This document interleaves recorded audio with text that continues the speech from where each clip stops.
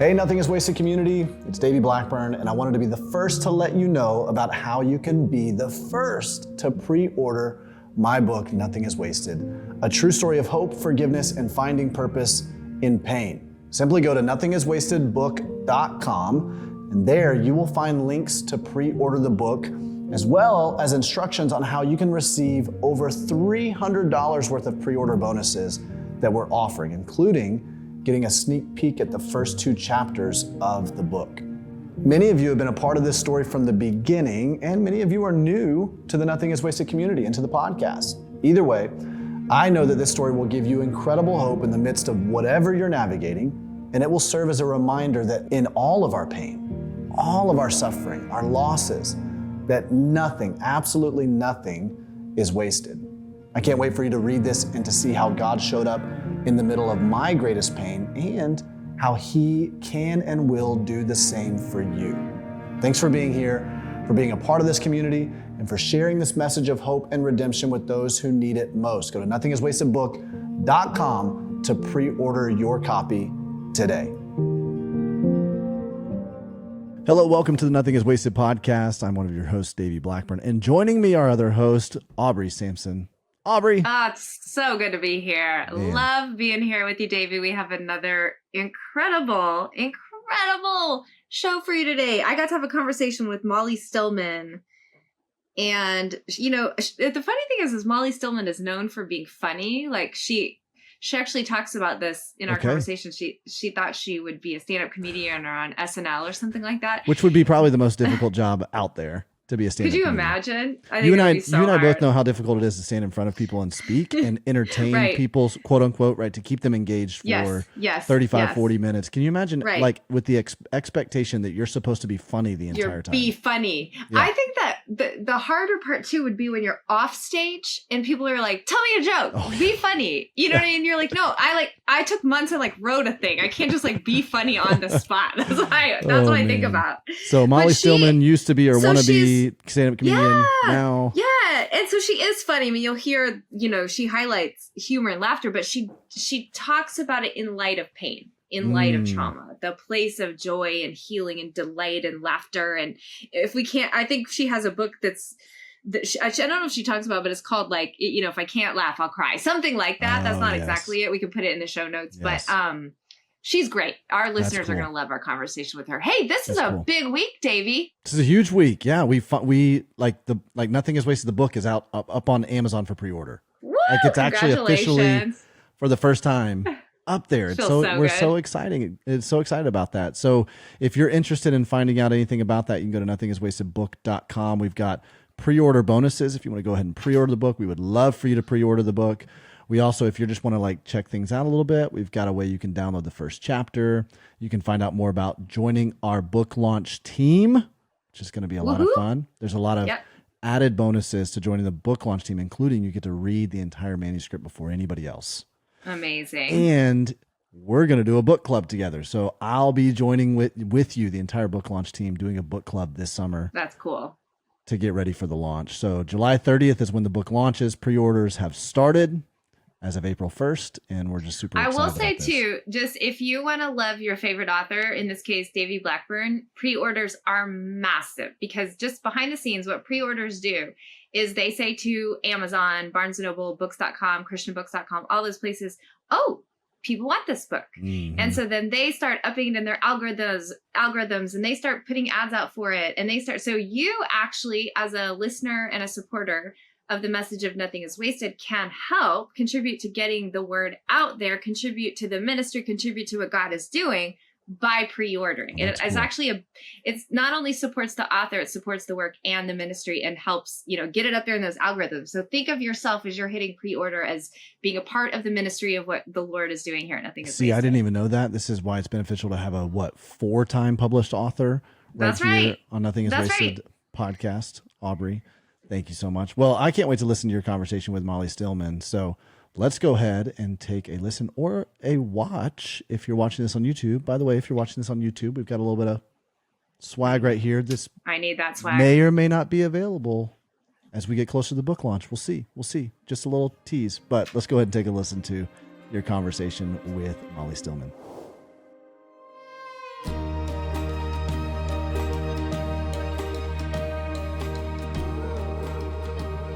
Well, hey, Molly, welcome to the Nothing is Wasted podcast. I feel like we're already friends and we've only sat down together for a few minutes. So I'm so glad you're here. I know, Aubrey, I'm so excited. Thank you so much for having me. It is an honor.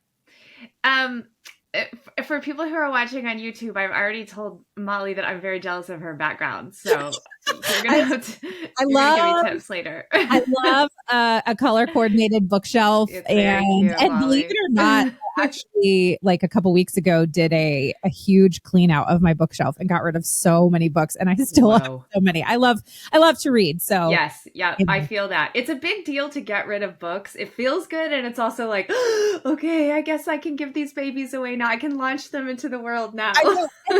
And then here's just like, maybe this is a little peek into my personality, is then I feel guilty for like giving a book away, like I'm hurting the author's feelings. Yeah, totally. Like this random author is going to know that I gave their book away. They're going to know. They're going to like feel it in their heart. Like, Molly just gave one of my books away. This girl named Molly gave my book away. And or I'll have like multiple copies of somebody's, especially if it's a friend's book where I pre-ordered it and I got it or whatever. Yeah. And then I'm like, I feel bad giving a book away. Because you're like, well, what if they find out it's my friend? I know. This is a quick Enneagram 2. So oh yeah, that's big. You feel that deeply. Okay, so I do want to talk about your book and your ministry, but I have to tell you one quick story. I was speaking at an event and a woman came up to me and she had my book to sign, but she goes, I was gonna have you sign this, and she goes, I have a confession to make. She opened it up, it was already signed. She goes, I got this at a thrift store. And I was like, is this a compliment or an insult? I don't know what to do with this information. I signed a book. Someone donated it to a thrift store. Somebody else picked it up. So and brought it to me. Never donated an autographed copy. That is your level. I'm like, that's special. Why would you donate my autograph? That's amazing. That's amazing. Yeah. Anyway. All right, Molly Stillman. We are so glad that you're here for our audience who isn't familiar with you yet, or who maybe already follows you and loves you. Can you just give us a recap? Like, tell us a little bit about yourself and your story. Yeah. So I am a wife to John. I'm a mom to Lily and Amos here on earth, and Elijah and Malachi in heaven. And we live on a small farm in North Carolina. And that was not always the dream, the story. But yes, that is our life. I have been in the writing and content creation space for nearly 2 decades. Amazing. I have been blogging and creating since the early 2000s, like before even people knew what that stuff was. And you're just faithfully doing it. Well, I don't know. That's a whole nother story for another day. I didn't know what I was doing, but I mean, I was a writing major in college. I majored in creative writing, and I wanted to be on Saturday Night Live. And a professor told me my freshman year of college that the only way to get better at writing is just to write. And so that's what I did. And at the time it was LiveJournal, which was, for the millennials, remember the LiveJournal with the very emo, like dashboard confessional lyrics. The good old days. I know. But then eventually, it began to house my writing, where I would write a lot of satire pieces. I wanted to be like The Onion. And it just, and then over time it evolved. And then eventually in 2012, a lot has happened in this time, but this is just the high level highlights. And then in 2012, I started monetizing. And then by 2015, I was able to leave my day job, and I did the blog full time, and then started my podcast in the summer of 2016. And have been doing that for 7.5 years now. Amazing, Molly. It's just, it was never, I didn't, when I was growing up, somebody said, what do you want to be when you grow up? And I said, I want to be on Saturday Night Live. Like, I was like, I want to be a content creator. Right. I want to monetize a blog and a podcast. Monetize a blog and a podcast. Yeah. So, so that's the high level information. And then great. Now, March 26th, my very first book releases, and which I'm so excited about. It's called If I Don't Laugh, I'll Cry. How death, and comedy led to a life of faith, farming, and forgetting what I came into this room for. And it's something that I have always dreamed of doing, and for 20 years, probably longer than that. And but it was really a story that is 38 years in the making. So I'm so excited, and I love what I get to do, and I love connecting with people, and I also do the speaking thing, and I love doing that, and but just creating is so fun for me. I can tell, and I can just tell by talking to you that you're such a creative soul, and I love that your voice is out in the world. So good job using your voice. Good job, just like that simple step of just like starting. Look at what God has done through you. So well done. We will make sure to have all of the links to your new book and to your podcast and all the places on our show notes. I'm really excited to talk to you about your book. But I do, Molly, I want to hear your story, because I know some of what you're writing about is some pain that you experienced as a teenager. Yeah. And then layered with that, like your subtitle, you said death, debt, and comedy. And comedy. So my goal is for us to hit all those talking points right there, because I think it's wild that God has done all of that in your story. And the devastating part is, as a teenage girl, you lost your mom, right? Yeah. Can you talk to us about that? I'm so sorry, by the way. That's such a like, well, it's a tender age to lose a mama. It is. And thank you for saying that. And it's such a weird thing too, especially, at 38, where I can say like, it's okay. Like, it's, I hit a point a couple years ago when I had realized that she had been gone longer than I knew her. And that was like a really like monumental moment for me, when I had that realization of, okay, like Molly, she's been dead longer than I knew her. Wow. And that was a really, and that was like right when I started really digging into writing my book. And so I did a lot of things. Jesus and therapy are great. Love it. Amen. We're big fans of both here. Nothing is wasted. Jesus and the therapist. Big fan. Yep. Okay, but to go back, so I grew up in a very unique home. My parents got married later in life. They were not their first marriage. My mom was 38 when she had me, and my dad was 41. They were recovering alcoholic Irish Catholics. They met in May. And so you have a very unique situation to grow up into. They got married 6 weeks after they started dating. No way. Yes.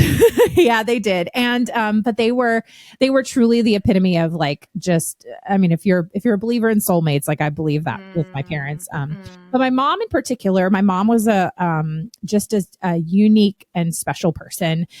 When she was in nursing school, she felt the call, and by the call, a Army recruiter came and spoke to her about the war in Vietnam, and she was one of the first to sign up. And so she joined the Army Nurse Corps in 1969, or I guess 1968, and then went through basic training and got her orders in June of 1969.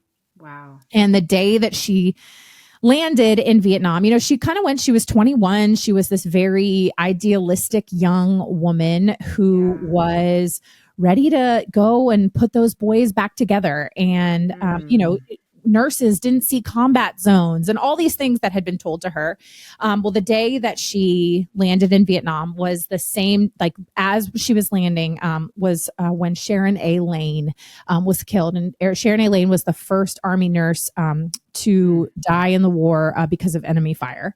Wow. And very quickly, when she was in Vietnam, she realized how this was not what she had signed up for. And so she returned home. She served a year and returned home, to a divided country that didn't, welcome her home with a brass band and signs and instead, not even a ride to the airport from the base. She had to hitchhike to the base. And so, and then, she, found herself, deeply entrenched in alcoholism and drugs and depression and all those sorts of things, because there just wasn't the support and the tools given to veterans that there are today. I mean, they didn't even have the word PTSD at the time. Wow. Anyway, fast forward to 1985 when I come rearing into the world. And, so I grew up and I was very aware of what she did. She was an advocate for veterans. She wrote a memoir published in 1983 called Home Before Morning. That was the very first account of nonfiction account of the war written by a woman. Wow. And so she was bringing up these things to to really call attention to the plight of the veteran, but more specifically women veterans. Mm-hmm. And so I watched her, her name get just dragged through the mud and just horrible things said about her and to her.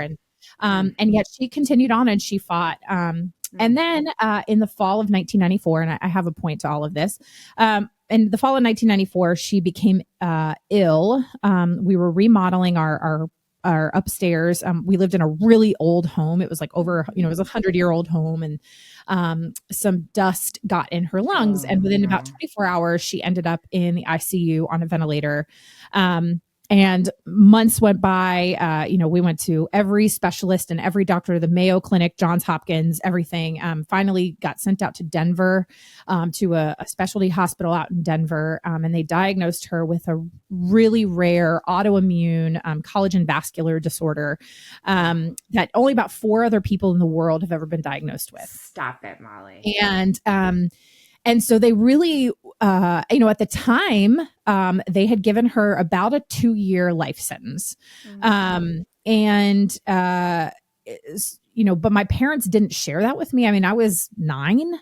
So they, I was with them, but they were shielding me from a lot of the hardest part of it. And so then, spoiler alert, we got 8 years.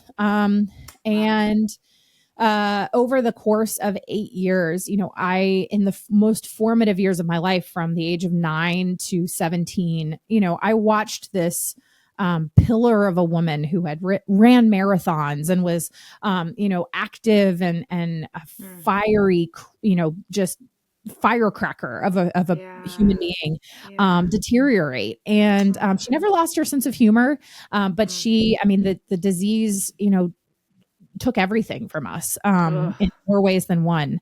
And eventually, November 15th, 2002, the middle of the night, my dad, found her and she was taken from us. And so, that whole experience of, especially anybody who's ever dealt with somebody that has a chronic illness, whether it's a parent or a spouse or a child, it is incredibly taxing, and it costs so much. And look, my computer just the AR. I know. Sorry, people listening. My computer just apparently thought I was giving a thumbs up, and so I was not. This is why we can edit. We'll edit. No, it's fine. I never take myself too seriously. Yeah. Thumbs up to all of it. That's right. That's right. Yeah. So, so it takes everything from you, and it's it does. And and then and then coupled with the fact that I wasn't a believer. I didn't go to church. I wasn't a Christian, and so I'd also never been to counseling. I'd never been to therapy, and oh wow. And so I did not have emotional, spiritual, or mental tools to be able to deal with all of that in a healthy way. So anyway, that was a really long answer. No, and it wasn't. It was not. There's flag. That's a lot, Molly. What an amazing woman your mom was. I mean, she sounds like you. I think you said firecracker. Like, she just sounds like a boss, is what she sounds like. She was. And I imagine watching her deteriorate was so painful. I know, part of your story, and you alluded to this, is just unprocessed grief. Never been to therapy.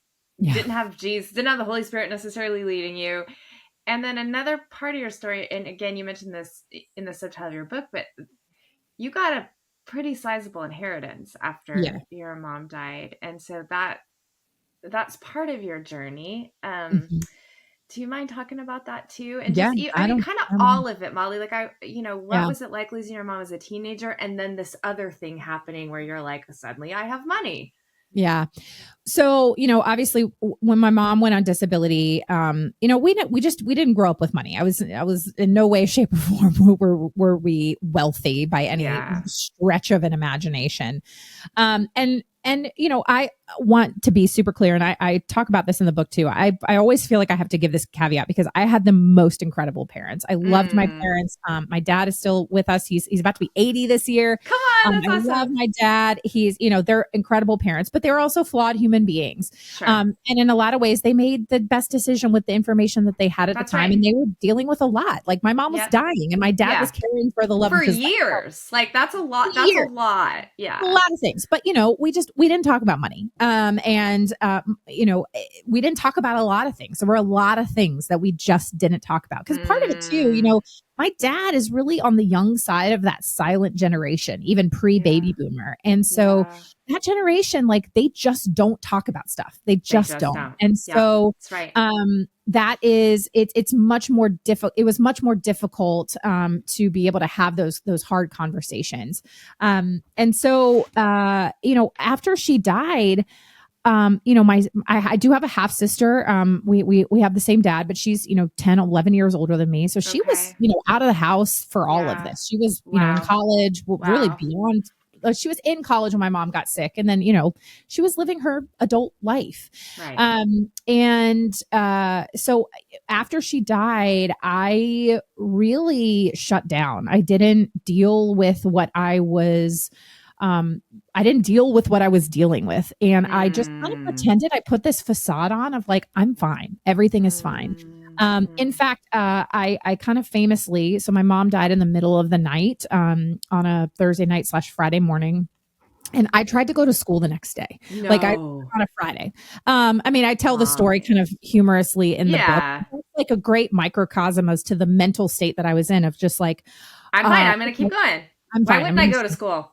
Right.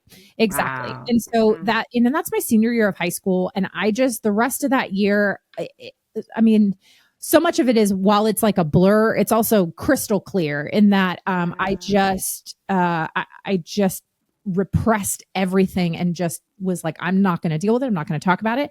I go to college, and I used college as this opportunity to kind of reinvent myself. And it was like, I'm going to be the top of my class. I'm going to be successful. I'm going to be funny. I'm going to be, and so I was freshman class president, and I got straight A's, and then I rushed a sorority, and it was just like, I'm going to prove everyone wrong for all the years that I was told that I wasn't cool enough or whatever enough. And like, this is my start. I'm going to just, start over.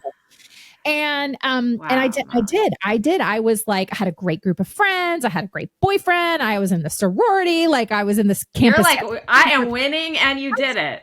I was killing it, And so, and then fast forward a couple years, and the second day of first or second day of my senior year of college, it was my birthday. It was my 21st birthday, August 23rd, 2006.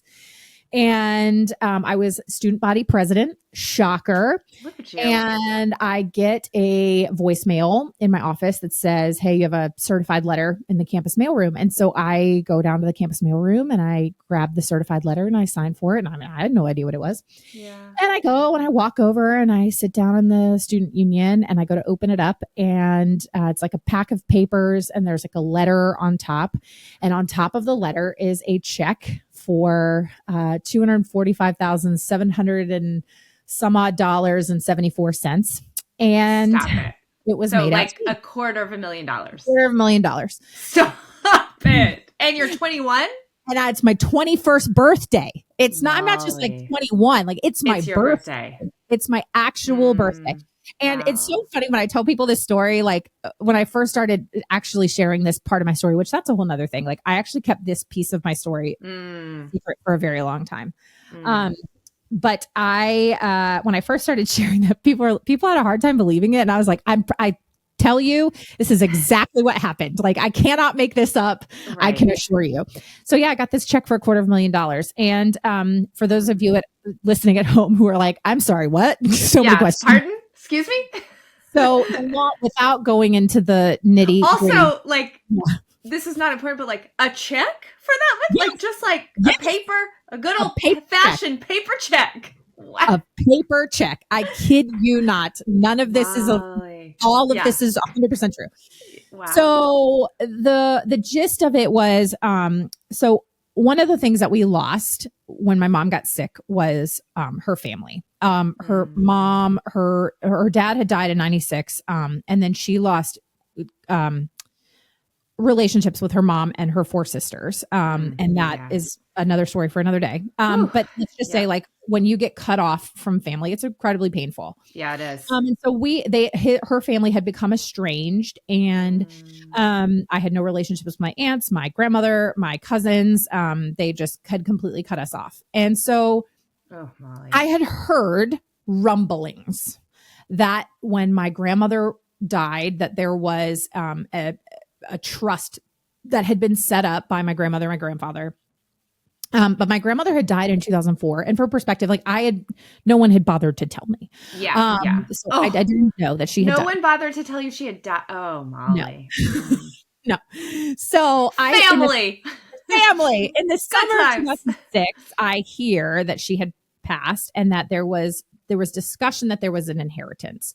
However, my assumption is I had been written out of a will. My mom. I would have assumed that too. Yeah. There is nothing that would have indicated like, oh, I'm probably going to get something. And even then I didn't know what it was.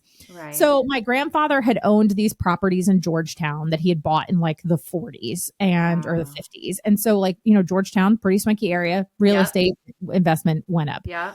So the properties, when the trust said that when the final grandparent died, my grandmother, that the properties would be sold off. So they were sold off in 2004.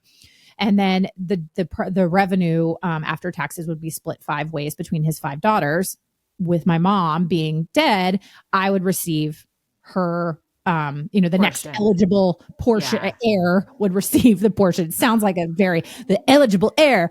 Like Old Testament or something. Yeah. Yeah. Wow, and so, Molly. but again, because I had it was not on my radar. And so, but there was a stipulation that if the next eligible heir wasn't 21, then they had to wait till their 21st birthday to receive the check. Hence why on my 21st birthday, I received this check for $250,000. And, whoa. Yeah. And so then, obviously a lot of things happened.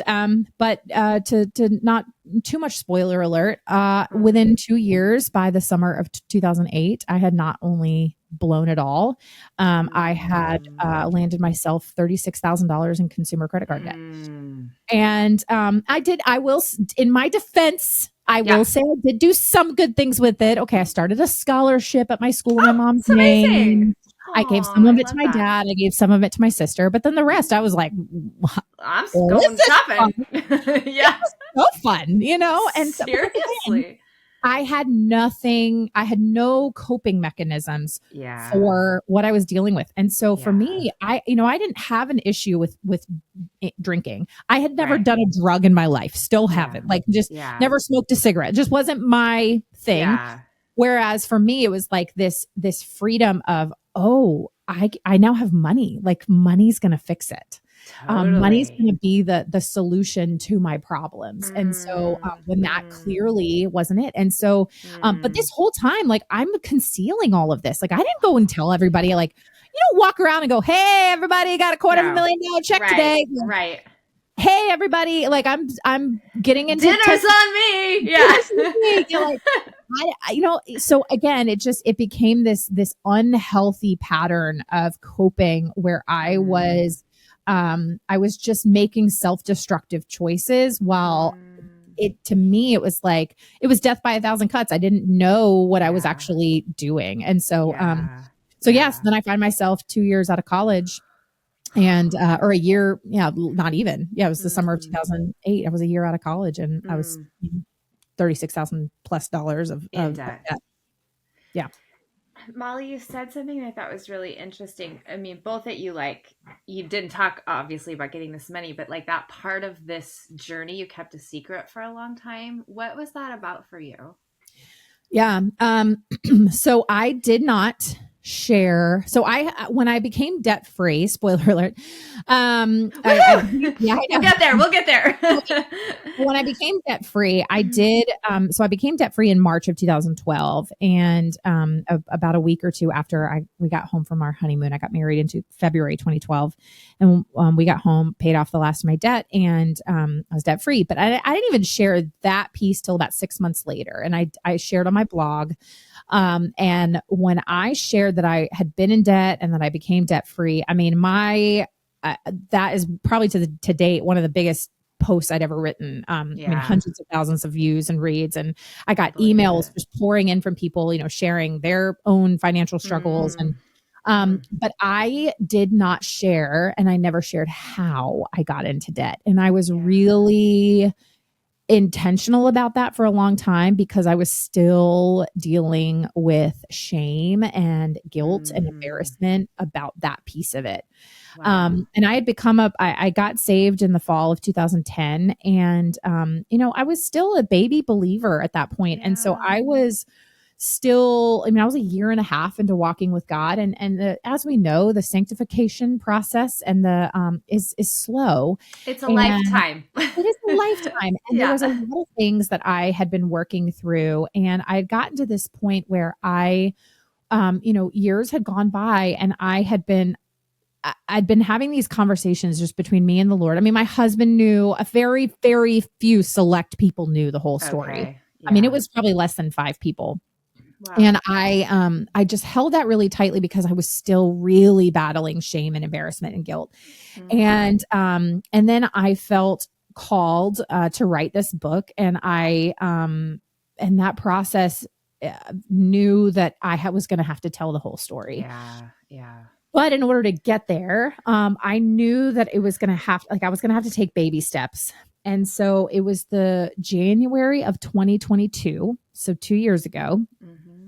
I had this moment with the Lord. So I've been walking with Jesus for 12 years at that point. Okay.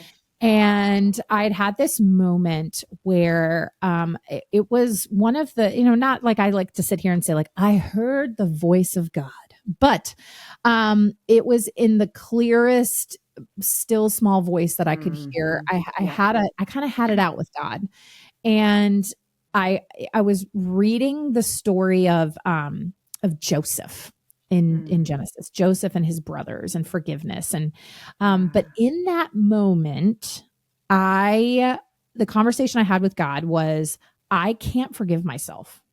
I haven't shared this piece of the story because I cannot forgive myself. I feel still so much shame and guilt, and I was carrying the weight of it on my shoulders. Wow.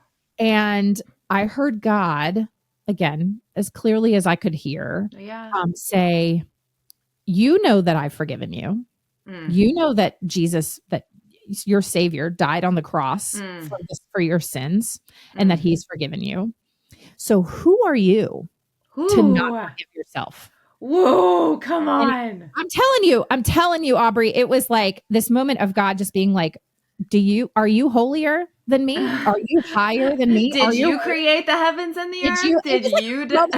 Yeah. Yes. One of my favorite chapters in all of Job is, when God's just like, excuse me, Job, were you there? It was like that moment with me and God, where I just heard Him say, like, who are you to not forgive yourself? I have chills. That's powerful. And I released it in that moment. And it was, and that was the point at which I knew, I was like, all right, this is what I have to do, is I have to forgive myself, and I've got to share the whole story. And so the first time I shared the whole story was on a Sunday morning. I had the opportunity to preach at my church, and I shared it with my church family first. And I was really intentional with that. I was just like, you know what, you are my church family. And so I'm going to share it here. And that began a kind of the next step of a healing journey for me. So, yeah. There's something so powerful in that, Molly. And I mean, it anecdotally, and we hear these stories on the podcast, but it's so profound the way the enemy makes you feel ashamed, shame, guilt, shame, embarrassment, humiliation. Don't bring it out. Don't bring it to the light because this is too shameful.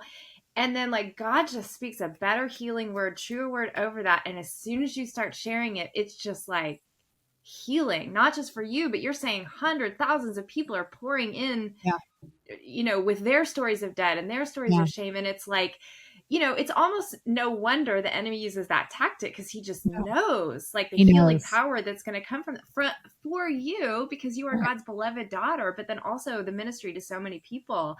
And I just think it's worth like noting that, especially to our listeners who are carrying some shame about something. You certainly don't have to share things with everybody. Like I appreciate in your story, Molly, that you like started with trusted people, close people, then your church family. I think there's a lot of wisdom and agency and dignity in that too. But the sharing was part of the healing. It was. And I think too, I started writing my book in the summer of 2017. And so, the version that is going to be published this year, like is a very it's not different. That. Yes. It's not that. It's a very different story. And the reality is I had to heal with God.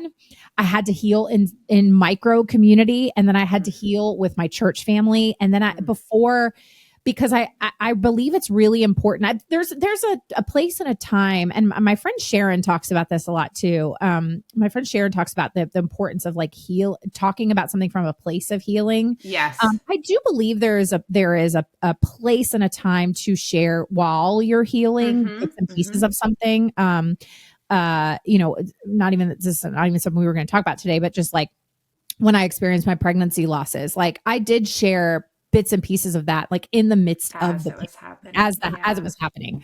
But the whole story, it's not till we have the benefit of hindsight and wisdom and maturity and time that we can share the whole picture. That's it. And I love what you talk about on this podcast about that pain to purpose, because when you're in the midst of pain, it can be really difficult to see what is the purpose in this? Like, why am I experiencing this?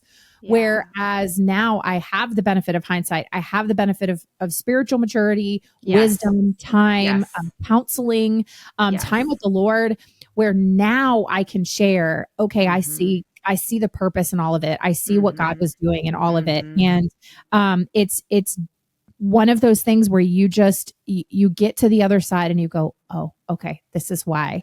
And so like, that's where this book is coming from, is like, it's coming. I wrote this from a place of being completely healed from what I had gone through. Whereas if I had done it even 2 years ago or prior to 2 years ago, it wouldn't have been that book. It wouldn't have been that story. Yeah. Yeah. Oh, I think there's so much wisdom in that, Molly, even in just the process of like writing and healing. Like you start, this is the work for you and Jesus. And then God, unfolds that and it becomes just the perspective you're talking about. And you kind of realize like, oh, this is the story of what God is doing, right? Yeah. You almost can't see that in the middle of it. I do, you mentioned briefly losing 2 children, and a lot of our listeners have gone through child loss. It's so brutal. You've been through a lot of loss, Molly. Like, obviously, I'm just going to list all the terrible things. I know. Mom, your precious mom, this story of debt, losing these precious boys, Elijah and Malachi. Yeah. I love those names. At some point, Jesus intersected your life. At some point, you started going to therapy. You started processing all of this. I know it's a journey, right? Like you're still on it. Yeah. But, talk to us about that, like processing that grief and that pain with God and kind of where you feel like you are now. Where's been the healing for you? Hi, friend. I wanted to take a quick minute to connect you with a free resource that I know will be helpful in your pain to purpose journey. It's our free 7-day devotional that you can sign up for right now. With it, you'll get 7 daily devotionals written by our founder, Davy Blackburn, delivered to your inbox each morning. These are adapted from our Pain to Purpose 42-day devotional and are full of daily scripture readings, questions to reflect upon, and prayer prompts to help you focus your heart. If you're looking for some encouragement in whatever you're facing, this is it, and it's free. You just have to go to devo.nothingiswasted.com to sign up. I don't know your story, but what I do know is that God isn't done with it.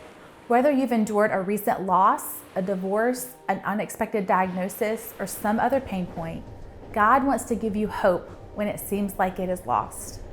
Let's take 7 days together to find that hope in whatever you're walking through. Sign up today at devo.nothingiswasted.com.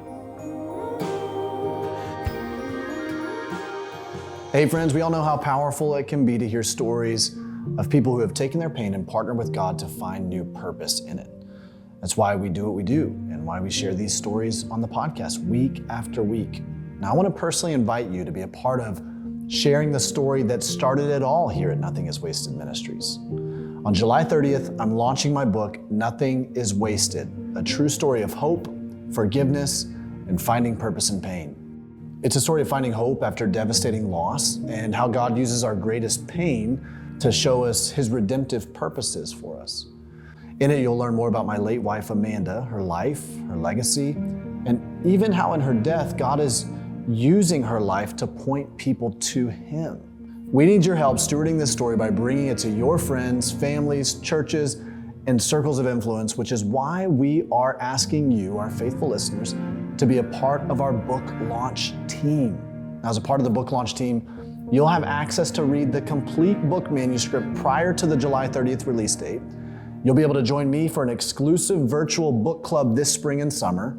You'll also be eligible for special prizes throughout your time on the launch team, as well as access to all the pre-order bonuses that we have for you.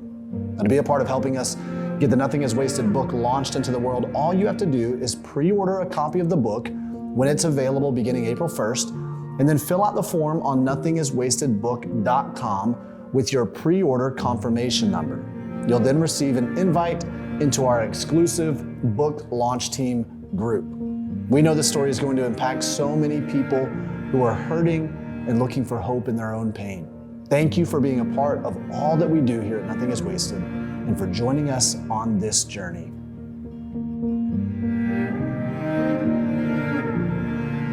So yeah, it was 2018. Actually, as the time we're recording this, right about 6 years ago, was when we lost. So we lost our son Elijah at 17 weeks, and so that was at the end of January. He was born on February 6th, and that loss, I'd always wanted a lot of kids. And I always wanted like 5 kids. And so, we'd already shared with friends and family, like we'd done the internet announcement, we'd done the whole thing, like we had been, all the things. I mean, I'm about to go to my anatomy scan. Like, you know what I mean? So it's like, I've been doing this for a minute, it's my 3rd pregnancy. And I also was showing like really fast. Especially by your 3rd, it's like, yes, I'm pregnant. My body's like, all right, let's do this again. Let's go. I don't know why my body sounds like a New York mobster. But I was just thinking your body sounds like Rocky or something. Let's do this again. All right, we'll go do this. Okay. So I experienced this lot. This is why my book is called If I Don't Laugh, I'll Cry. Because I love it. I find humor in things. But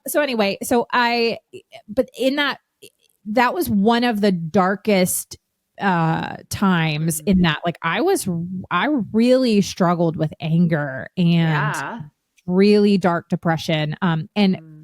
Here's a news flash: that is actually the loss of Elijah is the first time I ever saw a counselor. Whoa, Molly. And it was at I was just really sad. And at the advice of my husband and of some close friends, they said, you need to see a counselor. Yeah, you need to get some help. I went and I saw a Christian counselor, and I remember very sweetly in that first session, I was, told her why I was there, but then we started unpacking some things, and very quickly she was like, seems like we have about 20 plus years of stuff to work through. Like, wait a second. So your mom died and you never went to counseling. I was like, She was like, so you got in debt and you never went to counseling? I was like, no. So, yes, you can look back on this and be like, this is absurd. Okay, there's some layers here. I don't recommend doing this. Not only did your mom die, but I'm just thinking about you in college, and also like, and I will win grief by winning at life. Like, the layers of coping. Yes. I look back and I'm just like, Gosh, I was an idiot. But it's just part of life. Just like you said about your dad, you're doing the best you can with the information you had at the time. Yeah. So then I started seeing a counselor, and clearly that was the time when I was working through some stuff, and wow. During that, because I was really running after God. And the interesting thing is that year was the very first year that I had ever decided that I was going to read through the Bible chronologically in a year. Wow. And so I was in the midst of Job, like this is happening. And so I had, it was a really sweet moment from the Lord to just sit there with me and be like, you are going to be okay. And I heard again, kind of one of those conversations with God where it was like, God was like, you have a choice here. You could either run from me. You can run, you can blame me, you can point fingers at me, you can, chastise me. You can say whatever you want. I'm God. I can handle it. Yeah. And you can run away, but you've done that before. You've done that.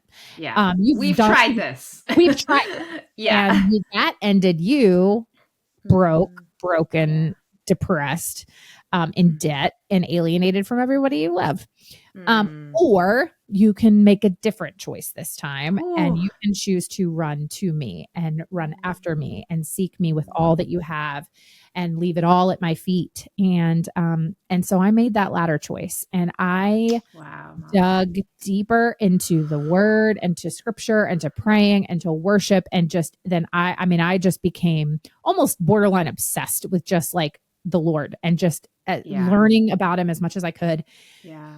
And then 4 weeks after we lost Elijah, I got pregnant again. And here's the thing. Okay. I know that y'all all know how it happens. We're all adults. Okay. My husband and I had maybe taken a little trip to the beach to get away after it all. Yeah. Have a little time away after all this. And sadness. I was not aware that apparently after a pregnancy loss, many women's bodies over-ovulate. So Molly. This is maybe TMI, maybe we're all adults here. And so I got pregnant right away. And it just never, well, cause I hadn't I don't know how many details y'all want, whatever. Let's just say I was not at a place where I thought I can get pregnant again. I could accidentally get pregnant. No, you were, yes. I think many of us would have been in that same scenario. I wouldn't get pregnant. You're sniffing what I'm putting down. Yeah. So anyway, I get pregnant right away, and I was terrified. Just absolutely terrified. And I was, I gave that pregnancy a Heisman. I just held it at arm's length as long as I could. I obviously went into my midwife's office, and, she was as shocked as I was. And she, and so obviously I was super high risk at this point. Cause I hadn't even like my belly hadn't even gone down. I still looked pregnant. I still looked like 6 weeks pregnant. And so, my body was, it was a shock to the system. And so, I was high risk. So I was going in just about every week, every other week for ultrasounds and all the things. And we get through the first trimester. And again, the whole time I'm just terrified. And but my midwife is like, honey, this baby looks good. Baby's strong, got a great heartbeat, all these kinds of things. We get through the first trimester. Wow. And and she's like, I know that you're scared. Yeah. And, she just kept reassuring me, everything's looking great. Everything's looking great. Mm-hmm. And then, Father's Day. So June. So I was I was 16 weeks, 17 weeks. Yeah. And Father's Day comes around, and I had bought one of those home Dopplers where you could hear the heartbeat yourself. Mm-hmm. And I had gone to put the Doppler on. I couldn't find a heartbeat. And my husband looked at me, and he was like, and we both said out loud, it's probably fine. Right. But right. we both knew. And so I went into the midwife the next morning, and literally it was deja vu. Same room, same midwife. Almost the same time frame in your same pregnancy. time. And Molly, I'm so sorry. And so in that moment, you know, it turned into the tables had turned in that my husband was now angry. Yeah. Whereas like the first one, like he was obviously sad, but he kind of was like, okay, like we can try again. Like, he's kind of in the fix it mode, where at that point now he's angry.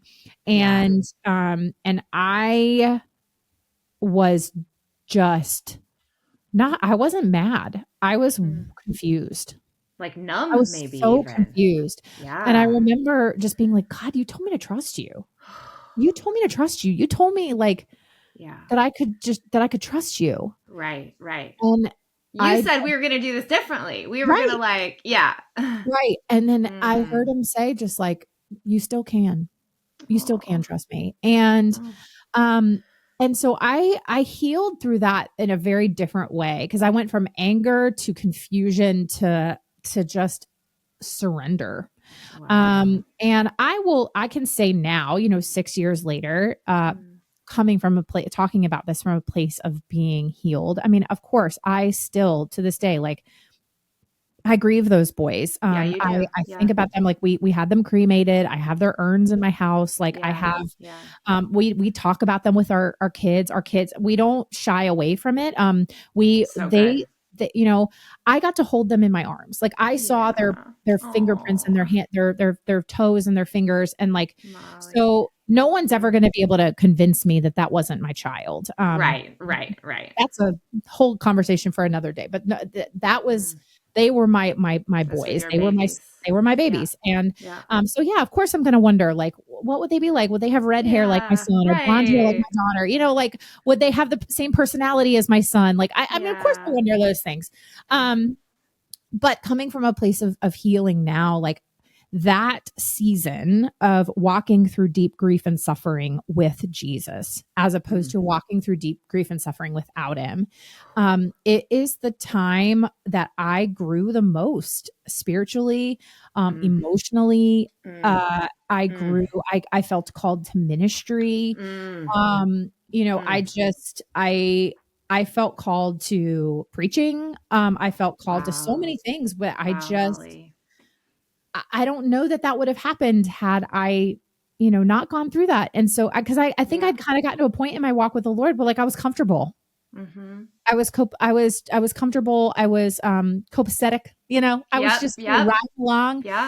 I hadn't actually, dealt with things from a place of suffering. I love the book of Philippians. Like when you look at Paul writing the most joyful epistle, when he's facing execution. That's right. And he's writing it from a place of deep pain and suffering. And yet it's the most joyful book. And so I learned about what it looks like to pursue fleeting happiness versus pure, unadulterated joy found in Christ and Christ alone. And so, while I would not recommend going through that, I give 4 stars. I can say without the shadow of a doubt, and this is a thing that I've said before, and people, especially people that don't know the Lord, look at me like I have 7 heads. If I had to go through it again to be where I am, I would.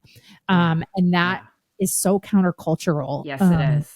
Yeah. And so that's where I am today. And I'm thankful that God had not only brought me through it, but the other thing too is now I've been able to, as I've shared my story and as I've had friends and loved ones and people in our church experience pregnancy loss, like I can minister to them from a different place, and I can connect with them because I know exactly what they're feeling. And so, so it's pain and suffering is a part of life, as you know, that's the whole point of this podcast. But it is, it has a purpose, and it is so hard to see it in the midst of it. But when you're able to look on the other side, man, what joy there is on the other side, which just seems bananas. It just seems bananas. That to me is proof of God. You know what I mean? Like Amen. that you can even be on this mic and say there's joy on the other side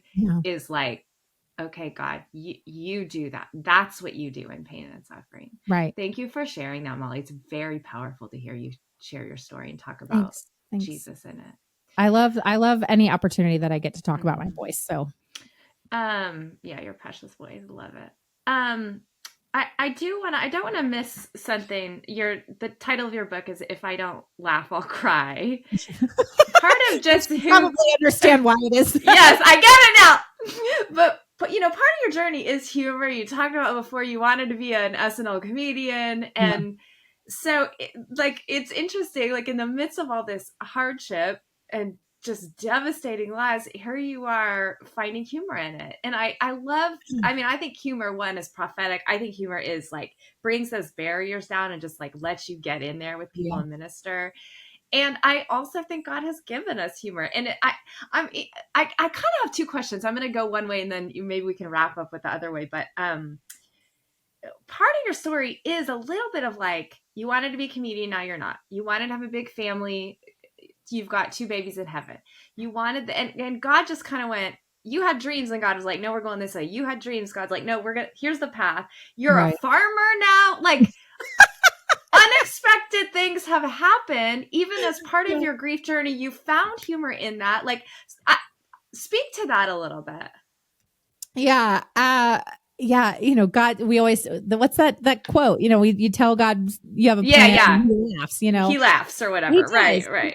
And the more I read the scriptures too, gosh, I see God's sense of humor all over the scriptures. And when people, if you don't see God's sense of humor, then you clearly have not read the same Bible. There are so many stories that I'm just like, God, really? Like this is absurd. Yeah, that's good. And I even see it in like, I love, and that's, there's a couple reasons why we named our boys the way we did, but like, even in the story of like Elijah, when he's like taunting the prophets of Baal and he's just like, maybe God's in the bathroom. Like, that's good. Right. God has a sense of humor. There is, so I see it in so many things. And I love The Chosen, the show, The Chosen. Yeah, so good. Yeah. And the way that they portray Jesus is like, he smiles. Yeah. He has like a full personality. Right. Full personality, guys. Yeah. And I understand there's people that have big, strong feelings about it. I love it because I think it brings scripture to life. And that's how, I agree. That's how I picture Jesus, is he has sense of humor. And so, I certainly had plans and things that I wanted to do for a living. That's not what my life looks like, but I can see how, especially with comedy. So, I was a trained comedian, not stand up. I did do some stand up. Stand up was not for me. I did improv and sketch comedy primarily. That's awesome. Yeah. But I traveled to New York and I took classes at the Upright Citizens Brigade Theater and studied with some of the, the world's best comedians. I got to meet Amy Poehler and Jack McBrayer and, cool. Took classes from Chris Gethard and, these incredible improvisers. And I remember I got to, and the UCB theater at the time was in the basement of a grocery store. And I got to watch shows, with Ed Helms and Jason Sudeikis and Rob Riggle, like do improv. And it was just like the most amazing, exhilarating thing I've ever seen in my life. And I loved it. I feel like I miss doing improv. Sure. But those years and years and years of training in both, the philosophies of improv. Oh my gosh, there's the thumbs up thing again. I talk with my hands and my computer is like... Your computer's reacting to it. Oh, heavens. Okay. All right. We're going to just keep my hands still. The philosophies of improv are, the foundational philosophy of improv comedy is this philosophy of yes and. And what that says is when you go on stage to do a show that is completely made up on the spot with a group of people, there has to be some ground rules. And because otherwise, you can't move work. It won't work. And so the philosophy of yes and is this idea that you are in 100% agreement with the other person that you are on stage with, and that you are going to add to that. So Yeah. If you and I were doing an improv scene, we walk out on the stage, and if you say like, "Roar, I'm a dinosaur." If I were to say, "No, you're not, you're a bear," like end scene. Yeah. Done and done. We can't move forward. So it's this idea of like, yes, you are a dinosaur, and I can't believe you came back from extinction. Now we have a story. I realize that's a silly example, but that's it. That's this philosophy of like, of yes, and unconditional support.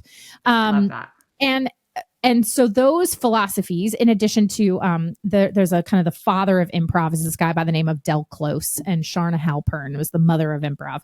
And Del's whole philosophy was following the fear. In that if you are afraid, you go towards that. If whatever you feel fear in a scene or what you're doing, go towards that, because there's something beautiful there. And so those philosophies of yes and following the fear have actually served me really well in my career and in writing and in ministry and, in anytime, just the skills for public speaking, and in interviewing and podcasting. I mean, just anything that you're doing when you're being creative, by having those foundational skills have really served me well. But then also, like I said, just the relationships I was able to develop and, not like, here's your podcast, like none of it was wasted. Like I've been able to take those skills and experiences and put them to use for the glory of God and not glory of myself. Yeah. Right. And that's been so freeing. And then as far as like, how did we get on the farm? Yeah, that was because this was like a 2-part question, and that was sort of my like, yes, so now your path went, and you're a homesteader. I know. And so now that part, when my husband and I met, like I didn't grow up on a farm. He didn't grow up on a farm. Like he did grow up on land. Like he grew up on like 5 acres. He wasn't a farm like by any stretch of the imagination. Like I grew up outside of DC. But when we met, there was just this desire to, and as we were engaged, like we just kind of always talked about, like, wouldn't it be fun? Like we would just dream, like, wouldn't it be fun if like 10 years from now, like we buy a little piece of land and we build a house and we, start a farm or something. Like, I don't know. It's just a fun dream. And then we just continue to expand on that dream. We yes-anded each other, and we were just like, yeah, that would be cool. And what if we did this? And what if we did this? And what if we did this? And like, and we did that. And then of course, we started, my husband's a financial advisor. I realize the irony in all of that. That is amazing. I know. Coming from you. I love this. God is a sense of humor.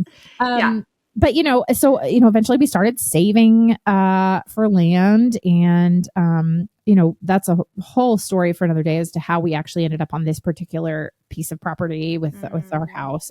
We ended up not buying land and building. We actually ended up finding the plot of land. I mean, I remember when we were about to give up. We had been looking for a long time. We'd put in offers on places and hadn't gotten it. I mean, this was fall of 2020 when the real estate market, especially here in North Carolina, was just insane. And we were about to give up. And then this place that we live now came on the market, and we both looked at each other. We were like, okay, this I think is it. And we weren't even halfway down the driveway, and we were like, yep, okay, this is it. This is it. Come on. And then God, it just made it abundantly clear that this is where we were supposed to be. And so then we bought the house in the fall or December of 2020. We spent a couple of months doing some renovations to the inside because it hadn't been updated for a long time. Okay. Wow. And so we did some renovations. We moved in the spring of 2021, and, we started off with some chickens, and then we got some guinea fowl, and then we got some ducks, and then we got some geese, and then we started raising our own turkeys, and we started raising our own meat birds, and we started goats, and we have a garden and fruit trees, and our whole thing was like, we just felt really called to steward the land well and to move back to a place of being more self-sustainable and getting back to the roots that God, because one of the things I think is always interesting is, in Genesis, God puts Adam and even charge of the garden before the fall. That's right. Like he calls Adam and Eve to work and to tend to the garden and the animals long before sin comes into the world. So like, that's right. That's, it's work is good and work is honoring and it is dignifying and,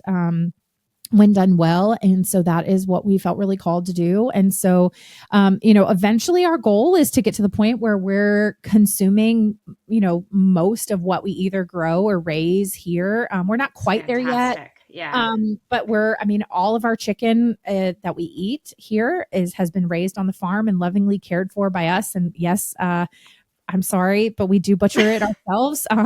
Our turkeys, Thanksgiving is, but I will say, and my kids, yes, my kids are involved as well. My kids we don't shy away from it. But one of the things that we do is Molly. like, we love and we care for our animals. Every single day they get grass and sunshine and bugs and they're loved and cared for. And, Harvest Day is a sad day. But we honor the fact that they then provide for us and they provide for other families and our kids have been able to, they understand, like we still go to Chick-fil-A. Oh, sure.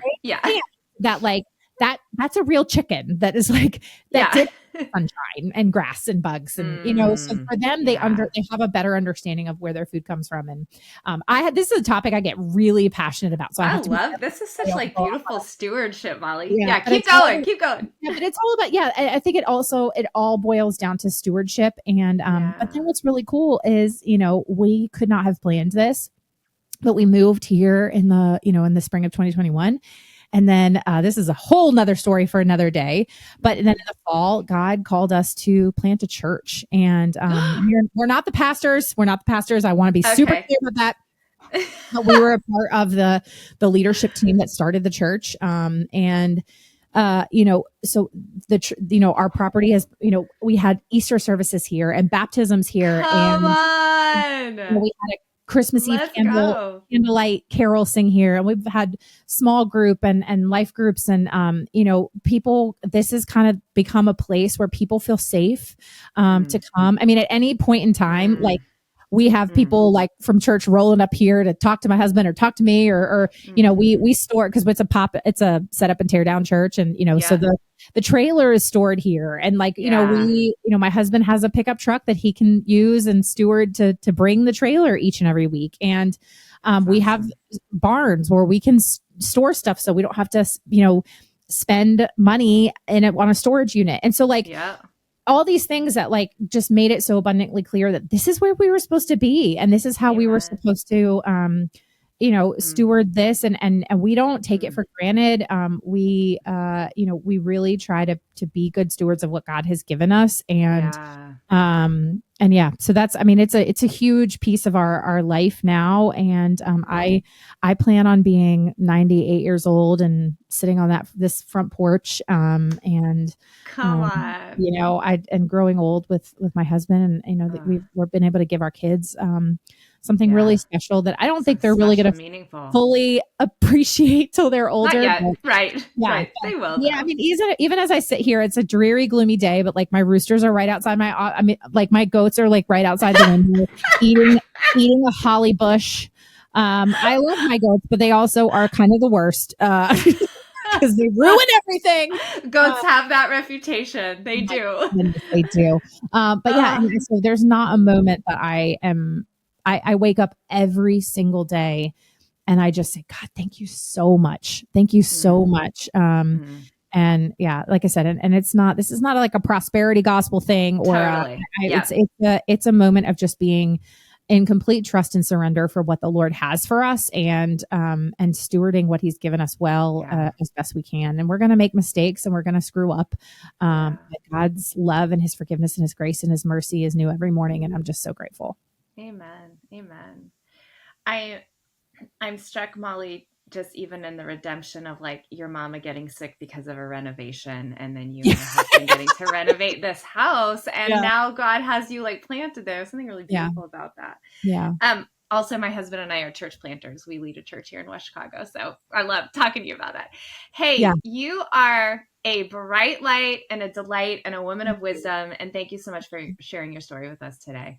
Thank you so much for having me, Aubrey. It is a gift to be here. And like I said, I've been listening to your podcast, and what you are doing is such a healing thing and something that so many people need. And so thank you for being obedient to the work that God has called you and Davey to. And just, it's amazing.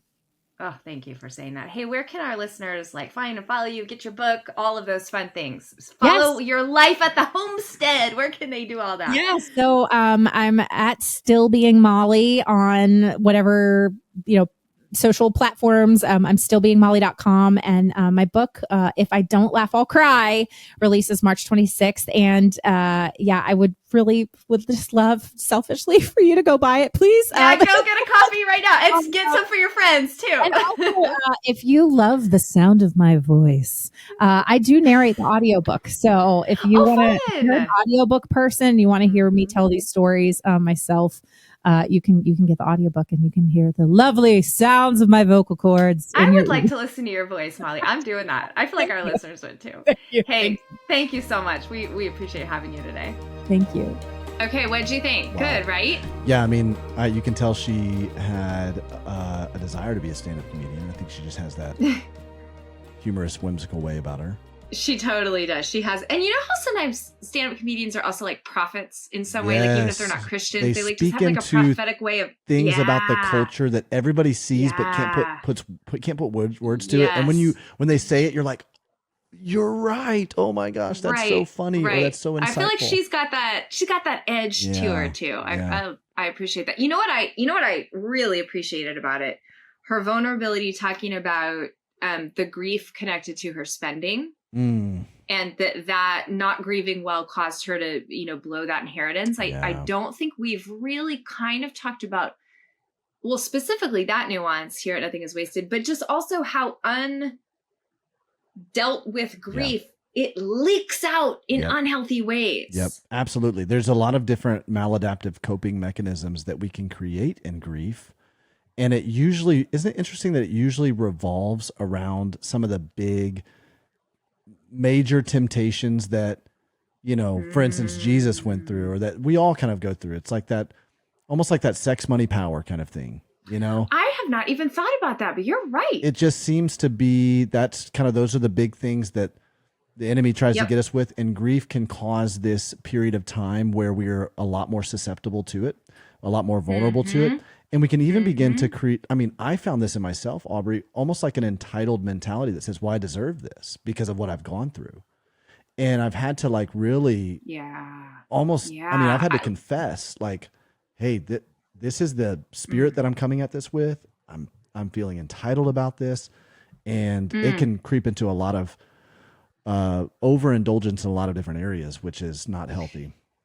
I am fascinated by that. You're right. I do think there's an entitlement, and there's even, I would say some of that is fed culturally too, with sort of it's fun to be treat yourself. I love that. I think that's really fun and entertaining. So don't hear me the wrong way, but this sort of self-care without wisdom, right? And because you're hurting, because you're vulnerable, you are so open to I'm going to numb the pain with spending and with stuff, or I'm going to numb the pain with drinking or with sex, like you said, or with, you're in such a vulnerable place. Right. And the alternative, of course, as we know, is to grieve well and grieve openly and grieve to Jesus. Go to Jesus, go to Jesus, exactly go to your community. Don't hide, because a lot of these things happen in secret too. It really does. And then to, give yourself grace when you recognize that you've done that, and say, because we can easily slip in and just really carry a lot of shame over those things. But, to go, all right, well, I recognize that I've done this, and that wasn't, and let's call it what it is. It was unhealthy. And now God's grace covers that. We're going to repent. We're going to confess, repent, ask for forgiveness. Here we go. We're going to move forward and not get stuck in that. So that would be my encouragement. That's so good. There were so many times that, I look back on just kind of different decisions I made in the middle of grief. And I'm like, yeah, man, if I had a little bit more sober mindedness, I would not have made that decision. I regret that decision, and I can get steeped in that regret even today and go, that's gonna impair me and impede me from moving forward. So that would be my encouragement to those of you guys who are recognizing that in your own stories. That's such a good word, Davey. Like, his mercies are new every day. Those who look to God are radiant. Their faces are never covered in shame. Yeah. So yeah, recognize it, own it, repent. And then, that like Acts 3 promise, there's a clean slate. There's times of refreshment. That's so right. Let's go. That's right. That's good. That's really so good. Thank you, Molly, for being vulnerable with us you, in that Molly. and transparent. And that's not something we have addressed or even talked about at all here on the podcast. I think those are some really great, and the financial thing that can get really difficult to disclose your own kind of financial woes. That can be very difficult. So that was really helpful. Very, very helpful. Hey, listen, if you found that this is helpful, or if any of our episodes or any of our resources are helpful, we'd like to hear about that. If you would rate and review this podcast, we would love to hear from you. It really helps us to know how this is impacting you, and share your story. So go to the different podcast platforms, especially Apple Podcasts, rate and review it. If you're right here on YouTube, make sure you subscribe to it. And we want to help you in any way that we possibly can. If you're looking to take a next step or a first step, we do a Zoom call just about every month called 5 Steps to Taking Back Your Story. You can go to nothingiswasted.com/start here to get plugged into that. Again, nothingiswasted.com/start here. And while you're going and doing some of this housekeeping items, make sure that you follow us on Instagram. You can follow me at Nothing Is Wasted Ministries. We're going to have a lot of updates about the book. You can follow Aubrey at ObSamp. There's all kinds of, Aubrey, I love the stuff that you're putting up on Instagram right now. I've been noticing that. You've really stepped up your IG game. I love that. So I appreciate you noticing that. I have worked on that. So thank you for noticing. Can tell. I feel seen right now. I know. Thank you. I can really tell. It looks amazing. And some of the stuff and my favorite are when you put your preaching clips up there, because it's like, I'm like, man, she is just such a fantastic communicator. So make sure you go follow Aubrey at ObSamp. You can follow me at Davey Blackburn. And next week we also want to. Yeah, go ahead. We also want to thank Sleeping at Last for providing all of the music. Out. We can't. That's right. We love him. Thank you for providing all of the music. Go ahead and stream his music wherever it is you do that. And next week we have an incredible episode with Nick Connolly. Yeah. Connolly. That's Jess Connolly's husband. If you're familiar, I was going to say Jess that's Connolly. Jess Connolly's husband. Right. She is fantastic. So let's go ahead and take a listen to part of that conversation. For us as humans, we're so focused on the what, and we're so focused on the destination, and we're so focused on all the things that we long for, which are incredible and wonderful things most of the time in our hearts and in our lives. But God is so focused on who we are becoming. And so he's focused on the preparation of who I am so that I can carry out the purposes that he has for me. And so for us, I've noticed a few times, like, for example, when we were trying to start the church in Boston, Massachusetts, and we wanted so desperately to go where churches are needed. And we were like, man, we just want to be in the Northeast. We want to be a light, a city on a hill. And so we had the place picked out, and 3 times we tried to do the church in Charlestown, Massachusetts, and 3 times it just was not working out. And when we were going through that process, we stepped back and we paused and we said, God, what are you doing? How are you doing it? Why isn't this happening? So we're asking all the questions, and one of the things I felt like God was teaching us in that time is that the right thing at the wrong time is still the wrong thing. Hey friend, if you liked this episode, be sure to like and subscribe so that you can stay in the loop every time Nothing Is Wasted releases a piece of content here on this YouTube channel.